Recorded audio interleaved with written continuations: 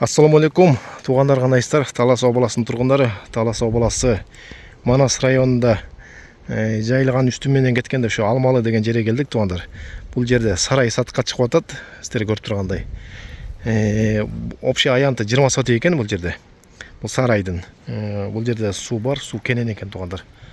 Мынакей, көріп атқандай. Ушул сарай бирок бузулуп калыптыр. Эми ушу орду сатылат да. Анан кичинекей беременкасы бар экен. Ушундай дагы участок бар, тетиги жакта. Ошол жака да барабыз азыр. Анан жайыт жеринде көрсөтүп беребиз үстүнөн. Анан этегинде буюрса баазын айтабыз, тугандар. Жайыт жери бир ошол 100 гектарга чейинби, же ушундай экен, чоң экен, аябайчы. Ошо ким алса да ошо сиздерге караштуу болуп калат жайыт жери. Анткени ошо арендага төлөп ушундай кылып аткан экен да.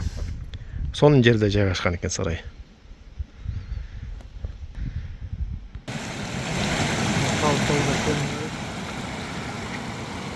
Соныкына су кенен малга. Талдарды бар бұл жерде. Тура чегаранын түбүндө экен да.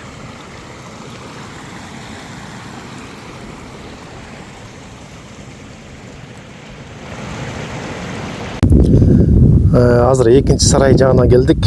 Бул ылдый жакта экен, азыр дөңдөн эле тартып коебуз. Сіздер көріп тұрғандай, уйлар жайылып жүрет, ошонун эле наркысы стойкаларды көрдүңүздөрбү? Ошол жерден 20 сот экен да. Экинчи сарайдын орду бул жер. Ушул жерде кошо сатылат. Анан жана эки сарайдын ошо ортосу примерно километрга жетпейт экен да. Биз бул жак менен келгенде. Суу агып турат, суунун жегинде, сууга кенен жерлер экен да. Бул жерде да.